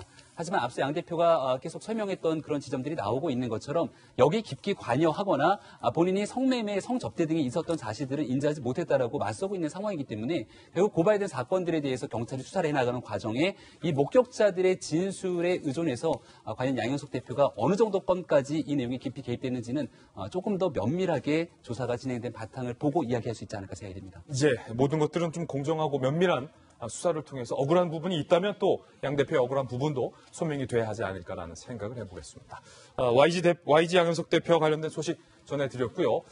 다음 순서입니다. 이번엔 취재수첩 Y 시간입니다. 과연 오늘은 어떤 사건이 준비되어 있을지 저와 함께 이동을 할 텐데요. 우리 또 이양수 의원은 또 국회에 이제 강원 산불 대책을 또 의논하기 위해서 범정당 차원의 또 대책 논의가 있어서 여기서 좀 먼저 인사를 드리겠습니다. 예. 다음 주 수요일에 봬요. 네, 감사합니다. 네.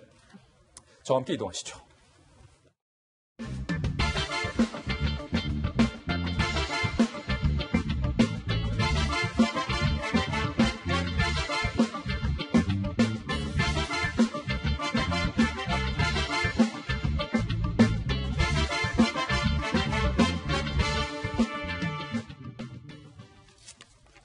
취재수첩 Y입니다. 수사반장에 최고란 선생님이 계시다면 돌직구에는 백종 반장이 있다. 어서 오세요. 네, 안녕하십니까. 그리고 손수호 변호사님도 함께합니다. 두 분과 함께 풀어볼 첫 번째 취재수첩 섬뜩하고 무서운 일입니다. 일단 영상부터 함께 보시죠.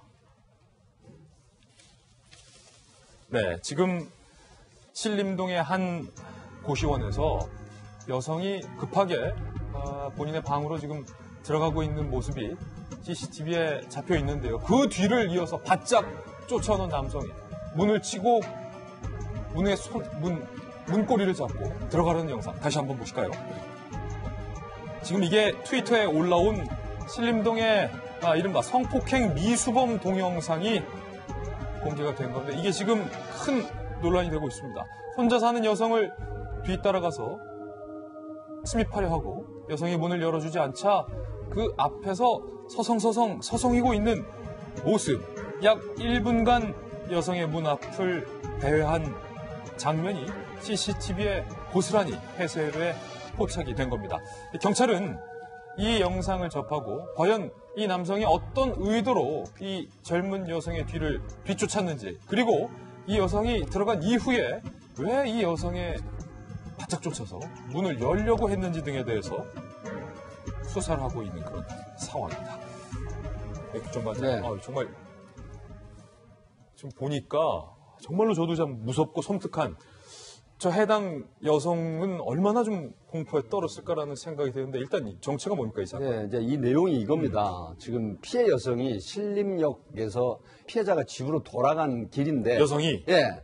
이 남성 30세 된 용의자가 이제 뒤를 쫓아왔습니다. 그래서 이제 여성이 집으로 들어가는데 뒤따라오는 건데 이런 경우를 보통 뭐라고 얘기하면 따라들기 수법이라고 합니다. 따라들기 수법이다. 예, 제가 그 외사 수사할 때 그 테일게이팅 서먼 인투 더 하우스라고 하거든요. 그러니까 바짝 뒤쫓아서 따라 들어와 가지고 뭐 강도범으로 변하거나 아니면 성폭행범으로 변하는 이게 이제 따라들기 수법이라고 보통 합니다. 그렇군요. 퍽치기 수법이라든가 아니면 부축배기 수법이라든가 이런 게 있는데 이런 수법으로 분류돼 있어요. 그런데 피해 여성은 아마 이걸 뒤쫓아오는 걸 어느 정도 눈치를 챈 것 같아요. 그러니까 들어가서 이제 곧바로 112 신고를 했어요. 여성이? 신고를 했는데 이 남성 용의자는 결국 그 동작구에 자기 주거지로 도망을 갔는데 경찰이 이제 이게 인터넷에 SNS상에 뜨면서 굉장히 논란을 일으켰죠. 이게 지금 왜 핫한 그 소식으로 또 오르느냐고 하면 전국에 상당히 단독세대를 구성하는 여성들이 굉장히 많습니다. 그리고 또 이 혼자 사는 객지에 나가서 또 타양 생활을 하는데 딸 아이가 걱정이 되는 부모들이 또 관심이 높아요.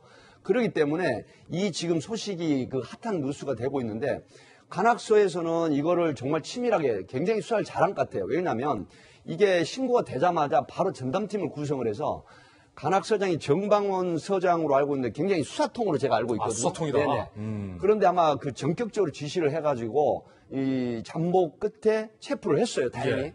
그런데 아마 여죄충을 좀 해야 될 것 같고 이 30대 된 용의자는 지금 현재까지 지금 함구를 하고 있다고 합니다. 다만 이 남성이 쫓아간 데는 분명히 범죄 의도가 있다라고 보기 때문에 아마 이건 좀 치밀하게 수사를 해서 범행을 좀 밝혀내야 될 게 아닐까 싶습니다. 예, 사실은 그러니까 이 남성을 경찰이 쫓고 있다라는 내용까지 나왔는데 지금 백 반장님 취재해본 결과 지금 경찰이 긴급 체포했다. 네, 현장에서 체포를 했고요. 지금도 재밌는 비하인드 스토리가 있는데 요즘 인터넷 수사대가 굉장히 발달돼 있잖아요. 그러니까 이 용의자가 아마 인터넷 검색을 한 것 같아요. 집에서. 그런데 자기 이 범행하는 장면이 뜨니까 경찰서에다가 자수신고를 아마 한 것 같습니다. 그래요? 예, 그런데 이미 관악경찰서 강력팀에서 현장의 신원을 특정을 하고 현장에서 바로 체포를 하는. 현장이라고 말씀하셔서 제가 좀 헷갈리는데. 용의자의 주거지에서 체포를 한 겁니다. 현장이 아닌 거죠. 네네. 주거지인 거죠. 네, 현장을 정정합니다. 떠난 주거지에서, 용의자의 주거지에서 체포를 한 것입니다. 그렇군요. 경찰이 재빨리 잘 체포를 한 상황인 건데 영상 한번 다시 보시면요. 1초만 늦었어도 라는 생각이 듭니다. 이 여성이 지금 도어락으로 되어 있기 때문에 들어와서 도어락 비밀번호를 누르느라 지금 문 앞에서 좀 시간이 지체가 돼요. 보시는데 여성이 지금 긴박하게 들어가고 나서 보세요. 문이 닫히고 1초. 1초도 채 안 걸리는 시간. 만약에 1초만 늦었다면 어떤 일이 벌어질 줄 예상할 수 없는 거라는 건데 이 영상을 이렇게 말씀드리는 이유가 손수 변호사님. 경찰이 체포는 잘했는데 지금 주거 침입 혐의만 적용을 했다. 그러니까 성폭행 미수는 현재 혐의를 보고 있지 않다. 이 말입니까? 그렇습니다. 이 영상이 인터넷에서 화제를 모으면서 이 제목이 이제 신림동 강간 미수 영상. 그리고 또 이 영상에 대한 설명을 네티즌들이 할 때도 강간 미수 영상, 성폭행 미수 영상. 성폭행 미수. 네, 이런 이야기를 했는데 사실 법적으로 보면 정확하지는 않습니다. 왜냐하면 이런 그 성폭행, 성폭행 범행은 폭행 또는 협박으로 상대방의 어떤 반항을 불가능하게 하고 또는 현저히 곤란하게 한 후에 가늠하는 것이거든요. 그런데 지금 저 영상만 보면은 설령 그런 의도를 가지고 있었다 하더라도 저 남성이 실행의 착수로 보기 좀 어려워요. 그리고 또 이런 그 성폭행 범죄는 예비나 이제 음모를 처벌하는 규정도 없거든요. 그렇군요. 네, 따라서 그 부분까지 법적으로 지금 처벌하는 것은 아직까지는 쉽지 않고 다만 건조물에는 침입했어요. 즉 현관문 안으로 들어가지는 않았지만 지금 저 공동으로 사용하는 복도 부분 있잖아요. 예. 저기까지 저 계단, 엘리베이터, 복도 들어간 것도 저 공동으로 저 부분을 사용하는 그런 관리자의 의사에 반해서 들어가면 저것도 범죄입니다.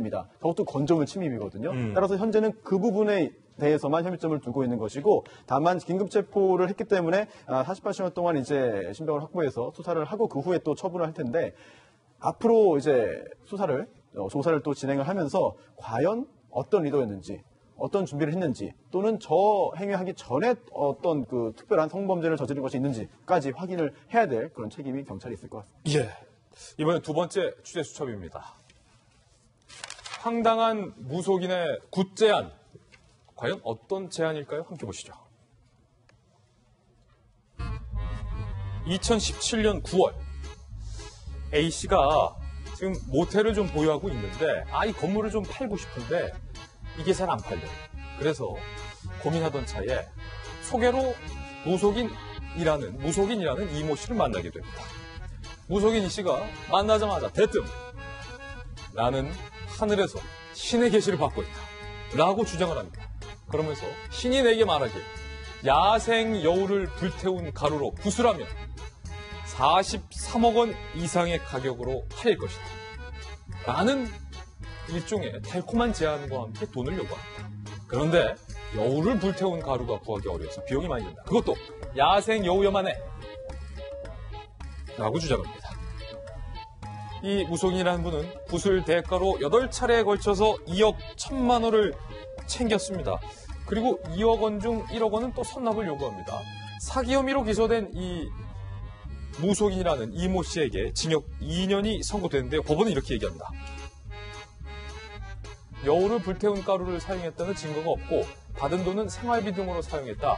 전 남편을 모텔 매수에 관심 있는 재력가로 둔갑시키기도 했다. 무속 행위를 가장한 사기다라고 법원은 판결을 했습니다.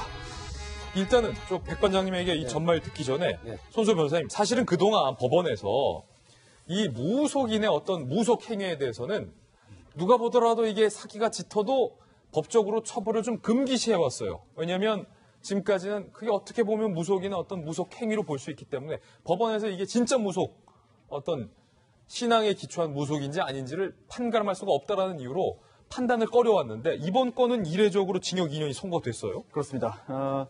금전을 지급하고, 즉 대가를 지급하고 어떤 무속 행위를 한 경우에 그 무속 행위의 그 결과가 있잖아요. 무속인이 결과, 물건이 잘 팔릴 것이다. 건강이 회복될 것이다. 뭐 좋은 배우자 만나서 결혼할 것이다. 뭐 자녀가 좋은 학교 갈 것이다. 등등등. 뭐 배우자가 승진할 것이다. 네. 이런 것들을 좋은 결과를 말하면서 무속 행위를 하거든요. 네. 그런데 그 결과가 발생하지 않았을 때 문제가 됩니다. 그러면 그런 경우에 다 사기냐? 그렇지 않아요. 그러니까. 네, 우리 대법원은 무속 행위는 기본적으로 그런 결과 발생을 전제로 하는 것이 아니다. 네. 다만 그러한 무속 행위를 요청하는 사람의 마음의 평안, 마음이 편안해지는 정도면 다 된 거다. 예. 라는 입장을 보이고 있어요. 대법원이. 예. 그러면서도 하지만 예외적으로 무속행위, 무속인에게 사기죄로 처벌하는 경우가 있거든요. 예. 첫 번째, 돈만 받고 그 무속행위를 아예 안 한 경우. 구술 안 하거나. 네, 아예 안 한 경우에는 사기죄 처벌받습니다. 예. 그럼 두 번째, 그 행위를 형식적으로 했지만 그 무속인도 정말 그 굿하고 뭐 그렇게 하면은 그런 좋은 효과가 발생할 것이라고 본인도 안 믿었던 경우. 본인도 자기 구슬 안 믿는 경우. 그럴 때 사기가 되는 거거든요. 예. 그러면 본인도 안 믿었다는 걸 어떻게 증명하냐? 쉽지 않습니다. 예. 여러 가지 요소가 있습니다만 그 중에 하나가 너무나 허황된 내용이거나 아니면 대가. 일반적인 통상적인 수준을 훨씬 뛰어넘는 그런 대가가 오고 갔다면 시가 이상. 그렇습니다. 쉽게 말해서. 아주 높은. 이거는 실제로 그 구슬하는 무속인도 본인도 믿지 않았을 것이다. 라는 생각을 한, 그런 그 판단을 해서 결국 사기죄로 처벌한 사례들이 좀 나오고 있는 것이죠. 이번 사례도 그래서 아마 이제 사기죄가 인정이 된 건데, 백 번장님. 네. 좀 황당한 게 사기죄로 인정이 됐으니까. 야생 여우를 불태운 가루를 구술해라. 전 처음 듣는 얘기예요. 사실 야생 여우라고 하면 구하기가 쉽지 않지 않습니까? 예. 그렇기 때문에 야생 여우를 들먹인 거고요. 지금 전국에 보면 2015년도 통계를 보면 무속인과 무속인의 그 집단을 이루는 사람들이 98만 명 정도로 지금 통계가 돼 있고요. 사실은 뭐 법사, 단골, 그다음에 이제 뭐 신방 이렇게 하는데 남자 무당을 만신이라고, 아니 남자 무당을 박수라고 여자 무당을 만신이라고 하는데 통상적으로 우리가 무당이라고 하는 부분은 좀 천시하는 말이다. 그래서 무속인이라고 이렇게 얘기를 하잖아요. 그런데 일선에서 또 경험도 제가 있어요.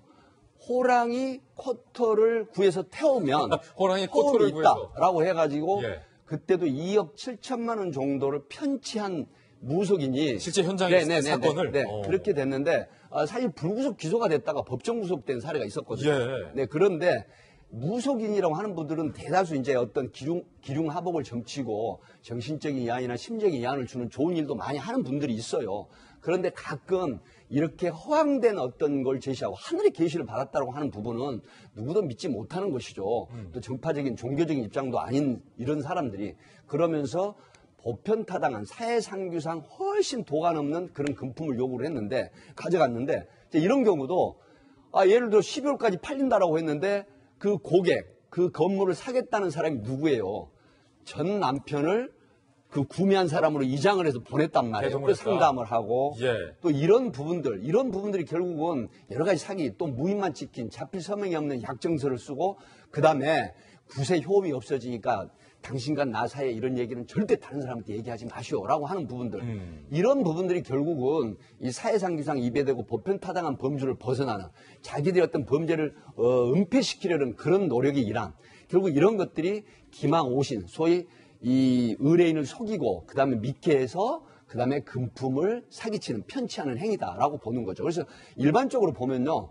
무속인들이 대부분 처벌받지 않는 경우는 적당한 액수는 받지 않아요. 하지만 과도한 액수에 허황된 그런 걸 제시를 하는 경우에는 대부분 징역 2년형, 3년형 이렇게 몇 억씩 편취하는 경우는 그랬군요. 처벌을 받습니다. 그때 호랑이 코털 그래서 진짜 구했습니까? 아마 구하진 않고 제가 판단할 때는 수사를 해보니까 호랑이 코털을 구했다는 흔적은 없는데 엉뚱한 그 짐승 털을 구해가지고 태우는 거죠. 네. 그런 형태로 이장을 하니까 결국은 사기죄로 기소가 돼서 처벌을 받는 것이죠. 예. 두 가지 사건 두 분과 함께 풀어봤습니다. 감사합니다. 다음 순서입니다. 이번에 오늘의 하플 시간인데요. 오늘은 과연 어떤 분들이 하플 4인방에 선정이 됐을지 하플 4인방부터 공개하겠습니다. 만나보시죠. 일본에서 끔찍한 묻지마 흉기 난동이 있어서 초등학생들이 목숨을 잃었습니다. 잠시 후에 이야기 나눠보고요. 그리고 차량의 대시보드 안에 지금 누군가가 사람이 타 있네요. 세 번째는 SK 최태원 회장의 모습과 그리고 유시민 이사장과 홍준표 전 대표가 나란히 이례적으로 두 분이 같이 있습니다. 어떤 이야기인지 하나씩 전해드리겠습니다. 통학길 초등학생을 노린 묻지마 칼부림에 일본 사회가 충격에 휩싸였습니다. 사건이 발생한 건 지난 28일 오전 7시 45분. 통학버스를 기다리던 초등학생과 보호자들을 향해 한 50대 남성이 죽여버리겠다고 외치며 무차별적으로 흉기를 휘두른 것. 평온하기만 했던 등굣길이 순식간에 아비규환으로 변했습니다. 참혹했던 당시 상황을 목격자 입을 통해서 들어보시죠. ギャーって言ったから振り向いて止まったんですよね。逃げていったんですよね。それでしばらくしたらここが倒れたんです。一人倒れてしばらく見ていたらもう一人倒れていたんです。両手に刺身包丁1本ずつ2本持って立ってたっていうのは言ってたよね。でその後自分でどっかを切りつけて倒れ込んじゃった。 이 사고로 결국 초등학생 1명과 학부형 1명이 숨졌고 17명이 중경상을 입었습니다.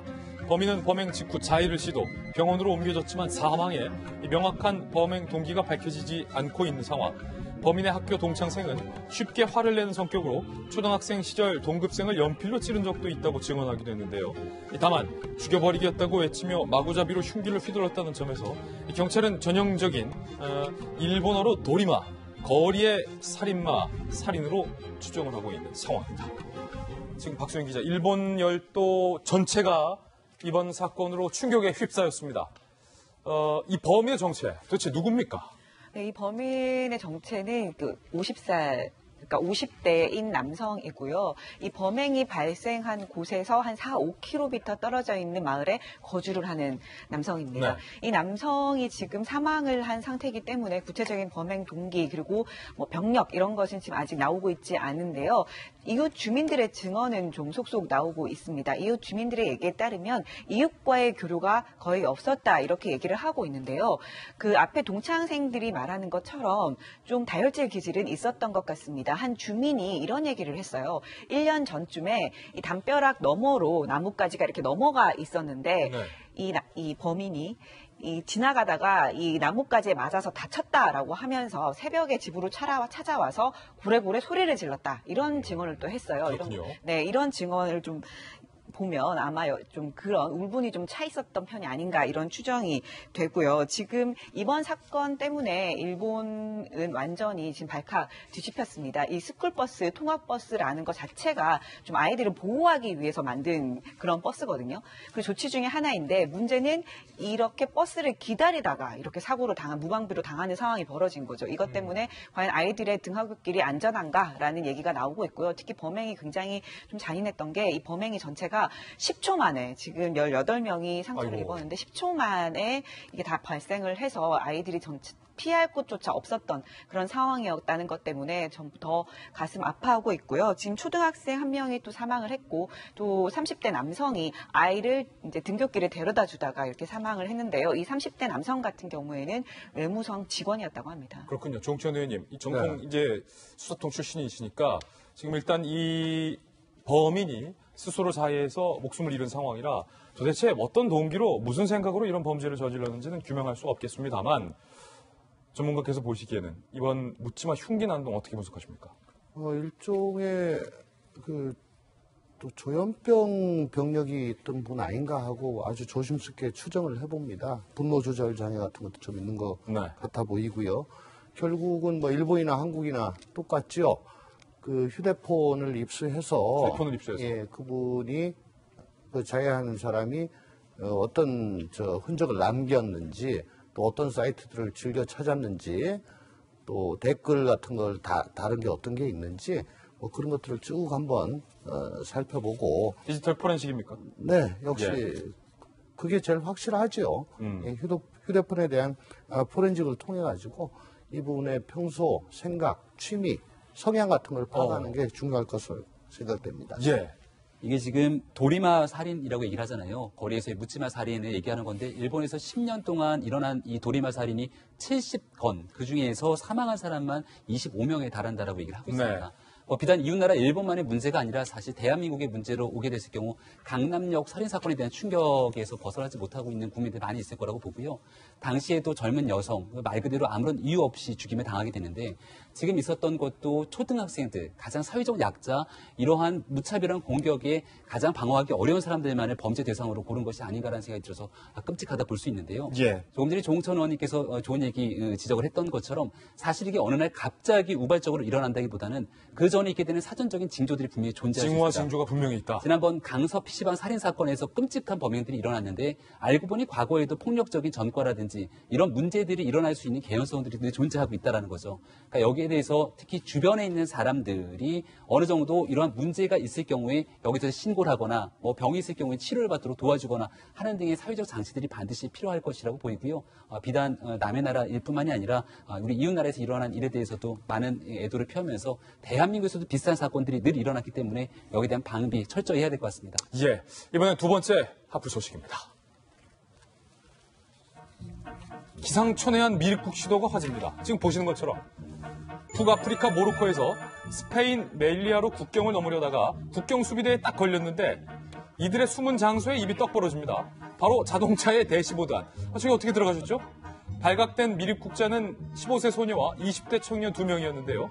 자동차 대시보드를 뜯어내고 그 안에 눕거나 좌석을 뜯어내 숨는 등의 숨바꼭질을 한 것. 무려 3시간 동안 이 좁은 공간에서 꼼짝달싹 못했던 이들. 결국 걸리고 말았는데 적발 당시 허탈한 웃음을 보였다는 이들이 어찌 보면 좀 짠하기까지 한 상황입니다. 지난 1월엔 이 침대 매트리스 속에 숨어서 미륵국을 시도하던 청년이 적발되기도 했는데 이처럼 목숨을 걸고 꿈의 도시 유럽으로 향하는 이민자들의 절실함이 어느 정도인지를 보여주는 그야말로 웃기지만 슬픈 단면이기도 합니다. 대기업 최초로 주 4일 근무를 도입하는 등 사회적 가치의 중요성을 강조해온 SK그룹의 최태원 회장. 어제 4천여 명의 사회 각계 인사들이 참석한 가운데 일자리와 환경오염 등 사회적 가치에 대해 토론하는 자리를 마련했는데요.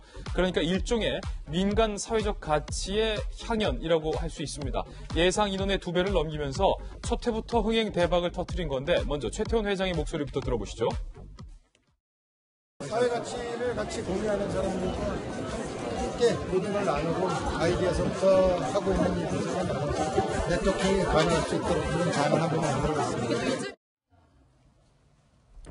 그런데 이 자리에서 최태원 회장을 향한 쓴소리가 면전에서 나왔습니다. 최근 이재용 소카 대표와 설전을 벌였던 네이버의 공동 창업자였던 김정호 대표가 이렇게 얘기한 거예요. SK그룹이 성적은 우수하지만 장애인 고용이란 전공 필수 과목은 이수하지 않았다라면서 일침을 가한 것. 대기업들이 이미 10년 전에 장애인 의무 고용을 달성했는데 SK만 장애인 고용에 소극적이라는 돌직구를 최태원 회장의 면전에서 자칫날에 날린 겁니다. 이에 최태원 회장은 이렇게 얘기했습니다. 조금 당황했지만 맞는 말씀이다. 무조건 하겠다. 바로 하겠다. 즉각 수용 의사를 밝혔는데요.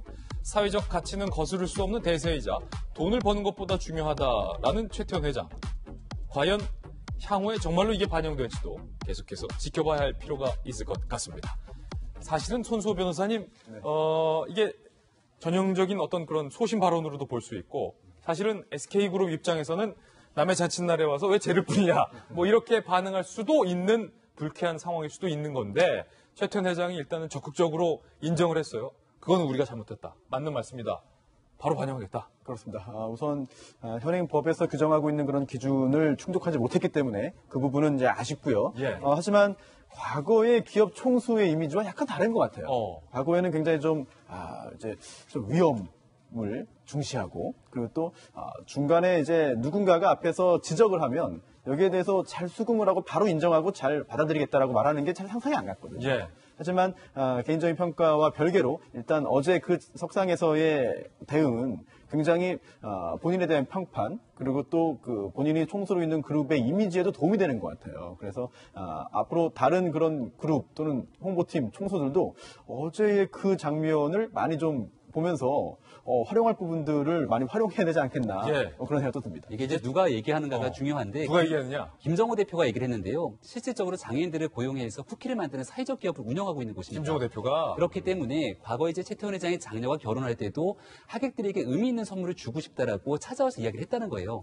그런 방식으로서 대기업이 가져야 되는 기본적인 가치에 대해서 이야기를 했기 때문에 최태원 회장이 바로 반영하겠다 얘기했던 것 같고요. 당신도 하니까. 최태원 회장이 사실은 과거 같은 경우는 재벌그룹의 막내였잖아요. 근데 어느 순간 돌아보니까 이제는 이재용 삼성전자 부회장이라든지 구강모 회장 등에 대해서 재벌그룹의 맏형격이 돼버린 겁니다. 그러네요. 사회적 가치를 바탕으로 기업에 대한 재벌 문화를 바꾸겠다고 얘기하는 게 최태원 회장의 SK를 넘어서서 아마 대한민국 재벌 그룹에도 미치는 영향이 꽤 클 것이라고 생각합니다. 사실은 조홍천 의원이 또 법사위의 또 핵심 멤버이기 때문에 제가 이 경제산업부서, 현업부서에 있을 때 이 기업들의, 특히 대기업들의 중견기업 이상의 이 장애인 의무 고용을 과연 얼마나 준수하고 있나를 제가 탐사 취재를 한 적이 있는데 정말로 이 내노라는 대기업들도 다 이거에 못 미치고 있더라고요. 네. 그 현실에 제가 깜짝 놀랐어요. SK도 마찬가지였다는 거예요. 지금 법으로는 직원의 3.1%를 장애인으로 채용하도록 돼 있죠. 근데 조금만 방심하면은 절대로 채울 수 없고 어떻게든 장애인만 우선적으로 채용해야 되겠다라는 마음을 먹으면은 겨우 달성할 수 있을까 말까 하는 수치라고 합니다. 네. 최태원 회장 상당히 쿨한 모습 보여준 것 같아서 보기 좋습니다. 예. 네, 지금 보시면 우리나라의 장애인 고용률은 49.2% 정도 됩니다. 이게 OECD 평균과 비교하면 낮은 수치는 아닌데 문제는 이 50대 미만 사업장에서 주로 근무하는 경우가 많다는 겁니다. 근무 환경이 좀 열악하다는 걸 알 수 있는데요. 이런 것은 좀 대기업이 나서서 장애인들을 고용함으로써 좀 해결해야 되지 않나. 그게 또 사회적 책무라고 생각합니다. 예, 한국 타이어를 제가 그때 취재했었는데 이 동그라미 재단이라는 데를 만들었는데 장애인들이 어떻게 하면은 일을 할 수 있을지 고민해서 일자리까지 만들어내는 재단이라 참 귀감이 되는 것 같아서 우리 SK를 포함해 모든 한국에 내노라하는 세계적인 그룹들이 좀 장애인 의무 채용에 좀 발벗고 나서줬으면 좋겠다라는 부탁도 드리겠습니다. 다음 하풀 주인공도 만나보시죠. 유시민 노무현재단 이사장과 홍주표 전 대표. 유튜브계의 양대 산맥이지만 둘이 전혀 어울릴 것 같지 않은 조합. 그런데 이 조합이 뭉칩니다. 이름하여 홍카콜라 플러스 알릴레오를 합쳐서 홍카레오. 좀 이상해. 홍카레오. 유튜브를 통해 맞대결을 펼치는데 형식과 주제 등은 아직 확정되지 않았지만 낮술을 마시면서 허심탄회한 이야기를 나눌 계획이에요. 의외로 화기애애한 분위기가 연출될지 아니면 정말 피 터지는 설전을 주고받을지 공개가 되는데 지금 자기네들끼리 예고편도 만들었다고요. 직접 보시죠. 주저하지 말아요. 세탁기 옆고 한번 돌리고 좌우파 할 것 없이 돌리고 홍준표는 안 되고 유시민은 된다? 유시민의 알릴레오는 되는데 홍준표는 안 된다. 자꾸 알릴레오에 시비 걸지 마시기 바랍니다. 재미있는 공방전이 될 것으로 저는 생각합니다. 들어오시죠. 한번 해봅시다. 지금 이미 수차례 신경전을 주고받았던 두 사람 6월 3일에 공개될 예정입니다. 사실은 이 두 조합에 대해서 많은 분들이 좀 기대를 하고 있는데 일단은 정치원에 누가 이길 걸로 보이세요? 이기는 싸움은 아니집니다만. 글쎄 흥미진진합니다. 비유가 맞나 모르겠는데 옛날에 알리와 이노키의 그 세계적 대결이 있었죠. 그걸 크게 키워주는 거 아닙니까? 근데 막상 까지고 나니까 이노키가 계속 누워 있었고, 알리는 빙빙 돌기만 하고 소문난 잔치에 먹을 거 없다는 악평을 받았습니다. 근데 작년에는 또 그 현역 최고의 박서인 메이웨더와 그리고 UFC의 맥그리거. 네. 거긴 그래도 아주 세게 붙었어요. 그만했어요. 예. 그렇게 정말 명실상부한 정말 세계적 대결이 될지. 예. 아니면 그 누워서 하는 소문난 잔치만 될지. 예. 정말 흥미진진합니다. 예, 김병 박사님. 이게 그대로 생방으로 되는 게 아니라 녹화 방송을 한다는데요. 제가 궁금했던 거는 그러면 누가 편집을 하지 생각을 했는데 촬영은 그대로 하고 편집은 각자 알아서 한다는 겁니다. 그럼 그래서 각자 버전이 다르겠네. 누가 이기고 지는 것은 사실 편집의 기술이 달렸다고 저는 생각하기 때문에 편집이. 여기서 홍준표 전 대표 측 같은 경우는 이 배현진 대표가 또 열심히 하고 있는 상황이어서 이 두 주연 배우들의 역할보다도 주변에 있는 참모들의 역할이 상당히 중요하다는 생각이 들고요. 그동안 유시민 이사장 대권 출마 절대 안 하겠다 얘기를 했는데 홍준표 전 대표는 누가 봐도 대권 행보를 위해서 계속 한 걸음씩 걸어나가고 있는 거거든요. 거기에 맞불 작전을 벌이면서 이렇게 함께 출연하는 모습을 보아하건대 유시민 이사장에게 대권 출마하지 않겠다라고 하는 얘기에 대해서 사실 믿을 국민들이 점점 없어지는 것이 아닌가 생각이 됩니다. 이제 저희는 60초 광고 후에 힐링 뉴스로 돌아오겠습니다. 잠시 후 저와 함께 힐링하시죠.